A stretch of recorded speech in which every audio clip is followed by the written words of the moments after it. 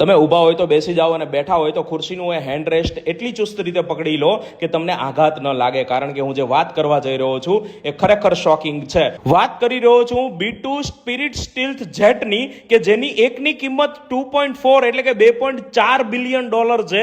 અને પાંચમી પેઢીનું આ સ્ટીલ્થ જેટ એટલું શક્તિશાળી છે કે એણે અમેરિકાના પોતાના જે હોમ ઓફ સ્પિરિટ કહેવામાં આવે છે, વ્હાઇટમેન એરફોર્સ બેઝ, ત્યાંથી ઉડાન ભરી તો 18 કલાક સુધી હવામાં રહ્યું. હવામાંથી જ ઈરાન ની અંદર હુમલો કર્યો અને હવામાં જ પાછું આવીને 37 કલાક સુધી હવામાં રહ્યું. અને આ હજી એનો બીજા નંબરનું સૌથી લાંબુ મિશન છે. તો વિચાર કરો કે પહેલા નંબરનું જે સૌથી લાંબુ મિશન છે એના કેટલા કલાક હતા? 44 કલાક.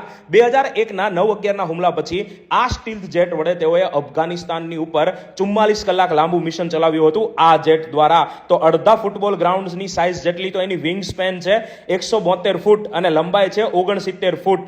આ જેટ એક હરતી ફરતી હોટલ જેવું છે અને આટલા લાંબા મિશન માટે જ એને આવી રીતે તૈયાર કરવામાં આવ્યું છે. એની અંદર એક બેડ, એક ટોયલેટ અને એક ઓવન પણ છે, જેથી પાયલટ ગરમા ગરમ જમી શકે. અને આટલા લાંબા મિશન માટે એની અંદર 2 પાયલોટ્સ હોય છે.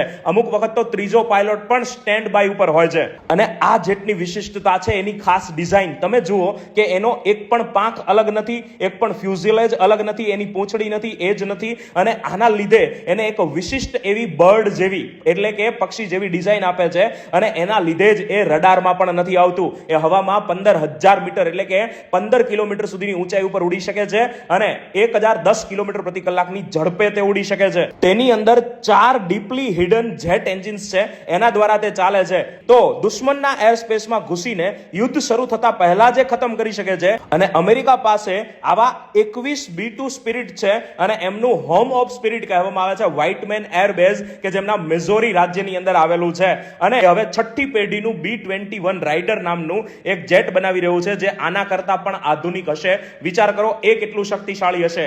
આ જેટની અંદર કોઈ પણ પ્રકારનો બોમ્બ કે મિસાઇલ ફિટ કરી શકાય છે. અને હમણાં જ તેને ઈરાન ઉપર જે એટેક કર્યો એની અંદર GBU-57 મોપ નામનો બંકર બસ્ટર બોમ્બનો પ્રથમ વખત ઉપયોગ કર્યો હતો, કે જે છેક બહુ જ અંદર સુધી પેનેટ્રેટ કરીને એટેક કરી શકે છે.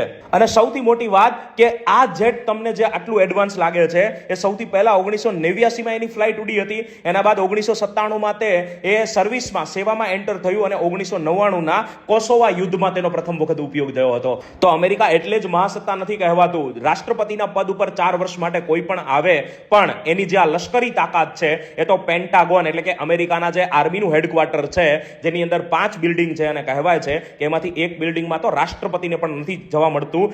એમના નિર્ણયોથી અને એમના દ્વારા આ રાષ્ટ્ર ચાલતું હોય એવી પણ ઘણી થિયોરીઝ છે. અને કદાચ આ જેટ એ સાબિત પણ કરી રહ્યું છે.